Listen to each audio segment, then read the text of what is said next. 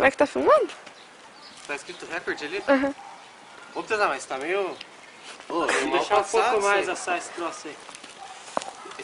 Esse aqui tá mais bem passado, eu acho. Colocar a cerveja pra gelar. Não, mas já tá bem geladinho ali no cooler. É. Mas essa aqui tá um pouco quente. Mas tá muita fumaceira aqui, Pedro. Deixa eu tomar um gole aqui. Ah, esse novo modelo de churrasqueira é impressionante. Ah, louco, tomar. Com esse inverno aí é foda fazer churrasco, cara. A comida tá cada vez pior de fazer carne. Pô, não vai pegar minha cerveja ali, tem bastante. Pô, mas a minha cerveja congelou, cara. Caralho. Mano, tem uma geladinha lá. Tá, vamos esquentar as mãos aí, tá feio o negócio.